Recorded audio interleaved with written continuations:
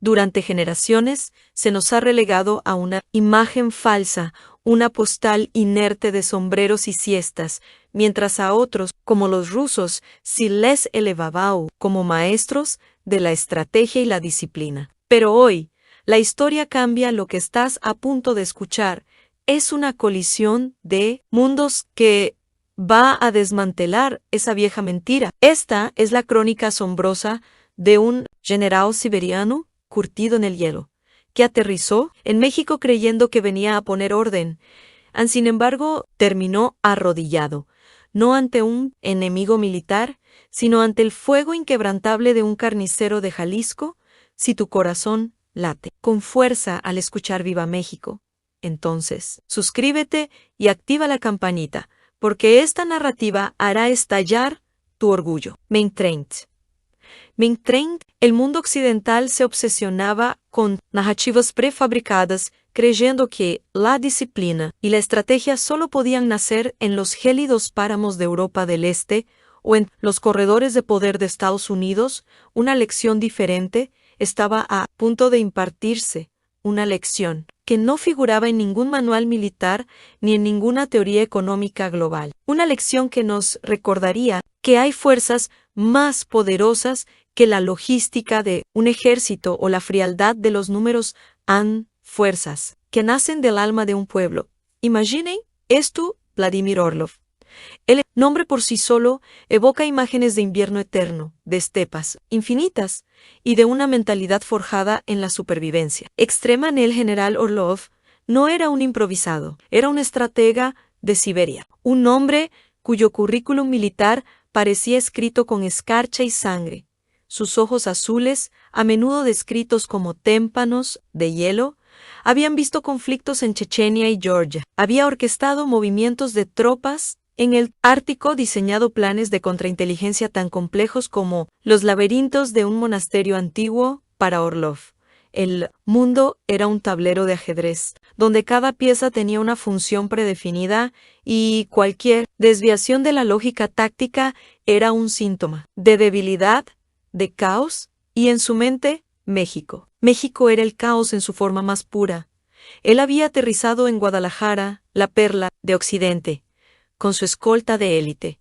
12 hombres tan duros y silenciosos como estatuas de granito, cada uno un reflejo de su general Venion con un equipo que parecía sacado de una película de espías en sistemas de comunicación encriptados, armamento ligero pero letal y, lo más importante, una certeza inquebrantable de su superioridad en la misión. Oficialmente, era entrenar a las fuerzas policiales locales, una misión que, para Orlov, no era más que una oportunidad para poner orden en un pueblo sin disciplina, para infundir la rigidez siberiana en un sistema que, según los informes que había leído en Moscú, era tan impredecible como el clima tropical. Creían que venían al fin del mundo, a un lugar donde el profesionalismo se había evaporado bajo el sol, donde las reglas eran sugerencias y donde la pasión se confundía con la impulsividad. Desde el momento en que pisó el asfalto del aeropuerto de Guadalajara, el general Orlov empezó a notar grietas en su armadura de prejuicios. Esperaba ver una pista destartalada, edificios coloniales desmoronándose y un aeropuerto bullicioso pero ineficiente. En cambio, se encontró con una terminal moderna, limpia y funcional. Los olores eran diferentes a lo que esperaba. No era el polvo seco del desierto, ni el aroma a ozono de las tormentas de verano, sino una mezcla embriagadora de pan recién horneado, flores exóticas y, sí, un toque especiado que aún no podía identificar. Su equipo de avanzada ya les había conseguido vehículos blindados, pero el trayecto hacia su base temporal, un complejo gubernamental en las afueras, fue su verdadero bautismo de fuego, o mejor dicho, de color y sonido. Las calles no eran las sendas polvorientas de sus informes, sino avenidas vibrantes, llenas de murales que gritaban historia y resistencia a la gente. Lejos de la indolencia que le habían vendido, caminaba con un propósito, se reía a carcajadas en las esquinas, vendía mercancías con una energía inagotable. Los claxones, que en Rusia eran una señal de agresión, aquí parecían parte de una sinfonía urbana, un coro de la vida diaria. Orlov, acostumbrado a los silencios solemnes de sus cuarteles y a la disciplina espartana de sus hombres, se sentía bombardeado, abrumado por una realidad que no cuadraba con una de sus expectativas. El plan de entrenamiento del general Orlov era un modelo de eficiencia brutal en cada día. Los policías mexicanos se enfrentarían a simulacros de combate urbano inspirados en los guetos de Grozny, a ejercicios de resistencia física que harían sudar al más aguerrido Spetsnaz. Orlov había llegado con la convicción de que los policías locales eran blandos, carentes de la fibra moral y física para un combate real en sus hombres, vestidos con uniformes impecables, y sus rostros curtidos por el frío, observaban con desdén inicial los cuerpos robustos, pero relajados de los oficiales mexicanos, demasiado calor para la disciplina. Había murmurado Orlov a su segundo, el coronel Volkov, quien asintió con una mueca. Aquí se confundirá la pasión con la eficiencia, general. La primera semana fue un choque cultural épico. Los rusos esperaban obediencia ciega, pero se encontraron con preguntas, con miradas escépticas y con una resistencia pasiva pero firme a los métodos que consideraban, con una lógica muy mexicana, innecesarios o excesivamente violentos para el contexto local. General, aquí no tenemos esos inviernos que requieren correr sobre nieve 6 horas, se atrevió a decir un oficial con una sonrisa que a Orlov le pareció insolente. Pero el verdadero punto de inflexión, el momento en que la armadura de hielo de Orlov comenzó a derretirse, no llegó en un campo de entrenamiento, sino en el lugar más inverosímil, en un puesto de tacos. Era mediodía. Orlov, obsesionado con la nutrición militar, había insistido en llevar consigo sus propias raciones deshidratadas, pero su equipo de enlace mexicano, en un acto de hospitalidad que Orlov malinterpretó como insubordinación, los había llevado a un puesto de tacos, callejero, vibrante, ruidoso y gloriosamente aromático. El general, con su uniforme impoluto y su porte rígido, se sentó en un pequeño banco de plástico, observando con recelo al taquerón. Este hombre, con un delantal manchado de grasa, pero inmaculadamente limpio, y una sonrisa franca, giraba la carne del trompo con una maestría que hipnotizaba, cortaba la piña con un tajo certero, lanzaba las tortillas a la plancha con un ritmo casi musical para Orlov, acostumbrado a las cocinas militares estériles. Aquello era anarquía en general. Debe probar los tacos al pastor, dijo el coronel mexicano, que los acompañaba con un brillo divertido en los ojos, y, si se atreve, con un poco de nuestra salsa especial a Orlov. Con su orgullo militar, herido por la supuesta ineficiencia de la policía local, no iba a rehuir un desafío, mucho menos uno culinario. Aceptó el taco, que llegó generosamente y servido, y pidió la salsa especial. Un taquero, un hombre curtido por el calor de las brasas y la vida, de nombre José, le sirvió una cucharadita de una salsa de color rojo intenso, casi carmesí. Es habanero, general, advirtió con una sonrisa. Con respeto, no es para los débiles. Orlov, con una arrogancia que ahora me da risa recordar, tomó un bocado grande y masticó lentamente, intentando mantener su compostura militar durante un segundo. Nada luego, un punzada. Después, una explosión. Un fuego que no venía de fuera, sino que nacía en las entrañas de su boca y se extendía como un incendio forestal por todo su rostro. Sus ojos, témpano de hielo, comenzaron a lagrimear incontrolablemente.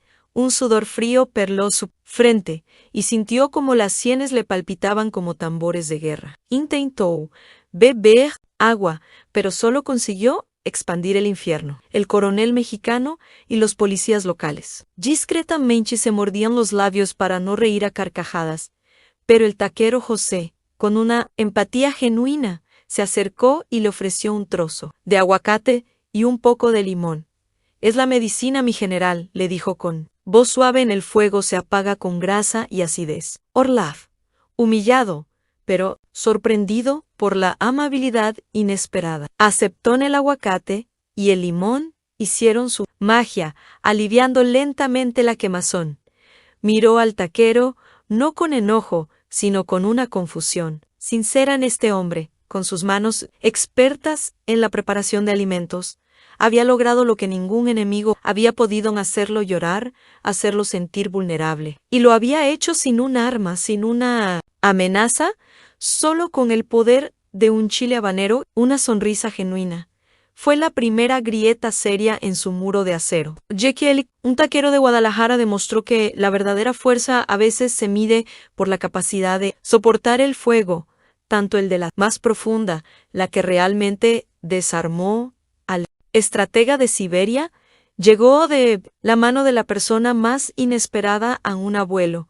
En su obsesión por mantener la seguridad y el orden, Orlov insistía en inspeccionar personalmente cada ruta, cada calle, cada mercado que sus policías debían patrullar. Un día, mientras caminaba por un mercado bullicioso, un torbellino de colores, olores y voces que a él le resultaba un ataque sensorial, lá se llenó de pronto una procesión religiosa improvisada. Quizás el festejo de un santo patrono. Se formó de la nada la música de banda. Sonaba fuerte, a gente reía, cantava, bailaba. An Orlov, con su visión de túnel militar, viu sentiu como una amenaza, una falla en la seguridad, una barrera que debía ser traspasada con eficiencia. Se preparó para la dispersión, para la contención, como lo habría hecho en cualquier zona de conflicto, pero justo cuando se disponía a dar una orden para que sus hombres abrieran paso, un hombre viejo, con la piel curtida por el sol y la vida, los ojos llenos de una chispa juguetona y un sombrero de paja inclinado sobre la cabeza, se le acercó a este abuelo, que parecía tener 1.000.000 de historias escritas en sus arrugas. No venía con intenciones hostiles, ni siquiera venía a pedir algo, simplemente se acercó con una sonrisa desdentada y los brazos abiertos en el general. Orlov, entrenado para anticipar cada movimiento, para leer cada gesto de agresión, se vio completamente descolocado. Su mente militar no tenía un protocolo para un abrazo inesperado en medio de un mercado. Intentó reaccionar, quizás levantar una mano, pero fue demasiado tarde. El abuelo, con una fuerza y agilidad sorprendentes para su edad, se abalanzó sobre él. No fue un ataque, no fue una agresión, fue un abrazo de oso, lleno de una calidez, de una espontaneidad y de una simpleza que desarmó a Orlov por completo. El viejo lo apretó con tal vehemencia que el general sintió un momentáneo desequilibrio, una especie y tumbada metafórica que iba más allá de lo físico. En su cuerpo rígido, acostumbrado a la tensión constante, se sintió de repente invadido por una ternura incomprensible. A las manos del abuelo, suaves pero firmes, le dieron unas palmadas en la espalda.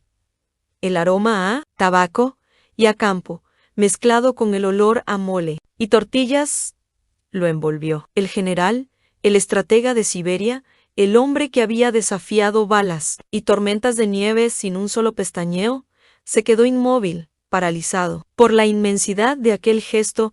Guardias de élite, con las manos en sus armas, no sabían cómo reaccionar. Un abrazo no estaba en el manual de amenazas. Aun cuando el abuelo finalmente lo soltó, con una sonrisa aún más grande, le dijo algo en un español que Orlov no entendió, pero que el coronel mexicano tradujo con una risa contenida: bienvenido. Hijo Juan, que Dios te bendiga y te traiga mucha alegría. Ey, no te preocupes, Aquí todos somos familia An Orlov. El hombre de hierro se quedó mirando al abuelo, que se perdía en la multitud, con una sensación extraña. Burbujeando en su pecho Ann era algo que no había sentido en años, quizás nunca era una mezcla de desconcierto, de una leve vergüenza por su reacción inicial y de algo más profundo, a la revelación de que había una forma de fuerza, una forma de conexión humana que era absolutamente ajena a sus doctrinas militares. Él, que había venido a enseñarles a los mexicanos cómo luchar, estaba aprendiendo de ellos cómo vivir, cómo sentir. Un taquero lo había hecho, llorar con habanero, demostrándole la fuerza bruta de la cultura. Un abuelo lo había tumbado con un abrazo en C. Ándoli, la fuerza inquebrantable de la calidez humana. Estas, y no las tácticas de combate, serían las primeras y más inesperadas lecciones que el general Vladimir Orlov recibiría en este pueblo. Sin disciplina, y así, mis amigos, la soberbia empezó a resquebrajarse. La idea preconcebida de que el orden viene solo de la imposición, que la eficiencia se mide solo en la rigidez, comenzaba a desmoronarse bajo el peso de la salda picante y la calidez de un abrazo inesperado porque en México la gente no pide permiso para ser la gente no sigue un manual para sentir o para vivir. La gente simplemente es, y en esa esencia, en esa autenticidad indomable, reside una sabiduría ancestral que el general Orlov estaba a punto de descubrir, mucho más valiosa que cualquier estrategia militar. Esta es la primera parte de cómo un hombre de hierro comenzó a entender el fuego, mis amigos. Sí, el primer round de esta historia fue un golpe a la mandíbula de la soberbia. Lo que están a punto de escuchar es el derechazo que lo mandó a la lona. Es la crónica de cómo la rigidez del acero siberiano, forjado en décadas de Guerra Fría y doctrinas militares implacables, terminó doblándose, no ante un misil, sino frente a la dignidad inquebrantable de un carnicero de Jalisco. Y créanme, lo que pasó ese día es una lección que los manuales de estrategia de Occidente nunca les van a enseñar después de la primera semana de Vladimir Orlov en Guadalajara y de ese pequeño pero significativo encontronazo cultural con la salsa habanero y la calidez del abrazo mexicano. El general estaba más irritado que iluminado.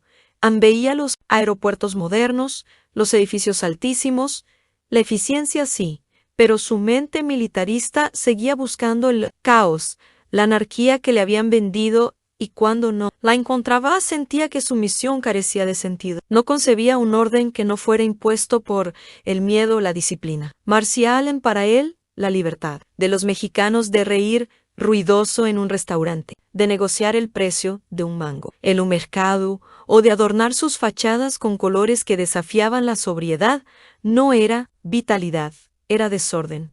Y el desorden, en su manual, exigía una intervención. El incidente crítico no tardaría en llegar, como una tormenta predestinada. Se gestó en un barrio popular de Guadalajara, un día caluroso en el que el sol parecía aplastar las calles y los ánimos. La situación era, en realidad, un microconflicto de esos que surgen y se resuelven en cualquier comunidad vibrante. Un grupo de pequeños comerciantes, la mayoría mujeres, había levantado un bloqueo improvisado en una calle principal a las afueras del emblemático Mercado Libertad, no el famoso de San Juan de Dios, sino uno más local, con ese pulso cotidiano que se te mete en la piel. Protestaban por un aumento que consideraban abusivo en las cuotas de sus puestos y por la amenaza de ser reubicados a una zona menos transitada. No era una turba violenta, sino una asamblea ruidosa, llena de gritos, pancartas hechas con cartulina y el desespero tangible de quienes ven peligrar su sustento. Había niños jugando cerca, el aroma a guisados caseros flotando en el aire y la música de un puesto de discos sonando a todo volumen, como si la vida normal se resistiera a ceder su espacio al conflicto. La policía local, a la que Orlov supuestamente estaba entrenando, había respondido con cautela, buscando el diálogo, tratando de mediar, pero Orlov, observando desde la ventanilla blindada de su camioneta, veía una debilidad imperdonable para él. Un bloqueo de calle, por pequeño que fuera, era una afrenta directa al Estado, una fractura en el orden que exigía una respuesta firme, inmediata y, sobre todo, ejemplar. No entendía la paciencia, la negociación o la empatía. En su mundo, o se acataba la ley o se sentía el peso de la fuerza. Esta gente necesita una lección, sentenció Orlov en ruso a su traductor, que a duras penas lograba suavizar la brusquedad de sus palabras al español. Para los atónitos oficiales tapatíos, están desafiando la autoridad. Unos minutos de esto y mañana tendremos anarquía en toda la ciudad. ¿Es esto lo que quieren? Manifiesten autoridad, dispersen esto, ahora. Su voz era un trueno contenido, acostumbrado a ser obedecido sin cuestionamientos en sus ojos. Como pedernales, escudriñaban la escena, buscando cualquier signo de resistencia para justificar su rigor. El teniente cargo, un hombre de Jalisco con más años de calle que de academia militar, intentó explicar: mi general, son mujeres, son madres, no están armadas, la gente las conoce, ansí usamos la fuerza. Podríamos empeorar la situación. Necesitamos dialogar, Anés, nuestro pueblo. Su tono era respetuoso, pero su mirada, aunque disciplinada, reflejaba la repugnancia ante la idea de cargar contra su propia gente por una disputa de cuotas. Pero Orlov no escuchaban sus oídos, estaban programados para otras frecuencias, para el sonido de la obediencia ciega, para el eco de las órdenes en el campo de batalla. Dialogar, escupió el general, con un desdén que hirió más que una bala en ustedes. Han dialogado por siglos y miren dónde están. Aquí se necesita más que palabras. Se necesita que entiendan lo que sucede cuando DESAF y AN shaken a la unidad de choquen armas and disparos de advertencia, que sientan el poder del Estado, que entiendan que el orden es INNEG o C y ABLM. La orden de disparos de advertencia no significaba NEU protocolo. Use your love, disparar al aire significaba disparar al suelo, muy cerca de los pies de los manifestantes, para crear una ráfaga de tierra y escombros, un efecto psicológico de terror, que él creía infalible para dispersar cualquier congregación. Era la disciplina que había aprendido en los duros inviernos siberianos, donde el respeto se ganaba con el temor para los oficiales mexicanos. Sin embargo, esa era una línea roja que ningún protocolo local permitía cruzar, especialmente no en una situación tan claramente desequilibrada. El mero pensamiento de herir a un civil inocente por una protesta vecinal les revolvía el estómago. Se miraron entre sí, vacilantes. Las bayonetas de los fusiles de asalto de la escolta de Orlov, afiladas y mortíferas, brillaban. Bajo el sol, una visión escalofriante para la gente del barrio. Los hombres de Orlov, curtidos en la disciplina espartana, ya estaban preparando sus armas, sus rostros impávidos, esperando la señal del general. La tensión se volvió tan palpable que parecía cortar el aire. Las risas de los niños se apagaron en la música. Se detuvo en el bullicio del mercado, se silenció, como si el propio tiempo se hubiera congelado ante la inminencia de un desastre, y fue en ese instante crítico, cuando los dedos ya se cernían sobre los gatillos y los ojos de Orlov brillaban con la fría resolución de un cazador, que el destino ULAD IGNDAD hizo su jugada. De la multitud que los agentes locales habían tratado de contener, surgió una figura. No era un joven iracundo, ni un líder político, ni un revolucionario de panfletón. Era don Nacho Ondón. Nacho, el carnicero del Mercado Libertad, un hombre que había cortado carne en ese mismo puesto por más de 40 años. Un tipo robusto, de manos gigantescas y curtidas, que olían a especias y a trabajo duro. Vestía su delantal blanco, impecable, aunque hoy mostraba algunas manchas de sangre recién secas, el sello de su oficio en su cabello. peinado. Hacia atrás con gomina brillaba bajo, el sol en sus ojos, generalmente alegres y pícaros, estaban ahora firmes, como rocas. Don Nacho, sin decir una palabra, se abrió paso entre la gente con una determinación que no conocía el miedo. En su mano no llevaba un arma de fuego, ni un palo, ni una piedra. Llevaba su cuchillo de acero tapatío. No, un cuchillo cualquiera, era una pieza de arte y herramienta.